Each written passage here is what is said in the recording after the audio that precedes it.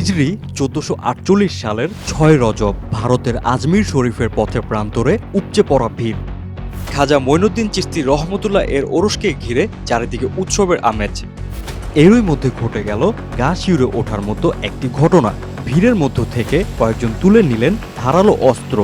তারপর সেই অস্ত্রের সুচালো অগ্রভাগ ধীরে ধীরে নিয়ে যেতে লাগলেন নিজেদের চোখের কাছে। ধারালো মাথাটি চোখের দিকে যতই এগিয়ে যাচ্ছে ততই অস্বাভাবিকভাবে বেরিয়ে আসছে চোখের বল। মনে হচ্ছে এই বুঝি চোখের কোটর থেকে ছিটকে বেরিয়ে আসবে অক্ষিগোলক। বেশ কিছুক্ষণ ধরে চলতে থাকে এই ভয়ঙ্কর কসরত। আশেপাশে দাঁড়িয়ে থাকা মানুষও তাকিয়ে দেখছেন অবিশ্বাসের চোখে। কিন্তু কারা এই মানুষগুলো? কেনই বা নিজেদের চোখের এত কাছে ধারালো অস্ত্র নিয়ে এমন ভয়ঙ্কর কসরত করছেন? ভারতের রাজস্থান প্রদেশের আজমির শহরে রয়েছে বিখ্যাত সুফি সাধক খাজা মঈনুদ্দিন চিশতির দরগা। মহান এই ধর্মপ্রচারককে স্মরণ করে প্রতি বছর ইসলামী বর্ষপঞ্জির রজব মাসে এখানে বসে ওরস উৎসব। দেশটির বিভিন্ন প্রান্ত থেকে এই উৎসবে ছুটে আসেন হাজার হাজার মানুষ। এদের সবাই যে ইসলাম ধর্মের অনুসারী তা কিন্তু নয়, অন্যান্য ধর্মের মানুষও এখানে এসে শ্রদ্ধা নিবেদন করেন।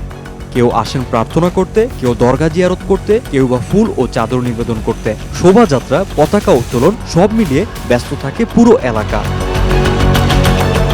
রাত নামলে শোনা যায় সুফি কবিতা ও সুফি ভাবধারার ধর্মীয় সঙ্গীত কাওয়ালি।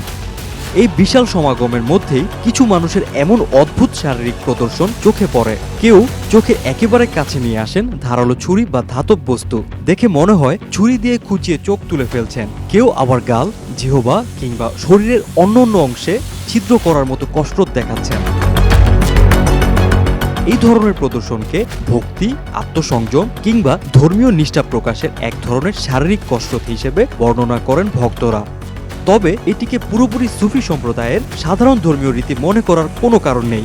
এমনকি আজমিরের ওরসের মূল ধর্মীয় আচারও এটি নয়, বরং ইসলামী আলেমদের মতে নিজের শরীরকে ইচ্ছাকৃতভাবে ক্ষতিগ্রস্ত করা বা গুরুতর ঝুঁকির মধ্যে ফেলা ইসলামের মূল শিক্ষার সঙ্গে সাংঘর্ষিক ও পুরোপুরি হারাম। Desk report, hello Bangladesh.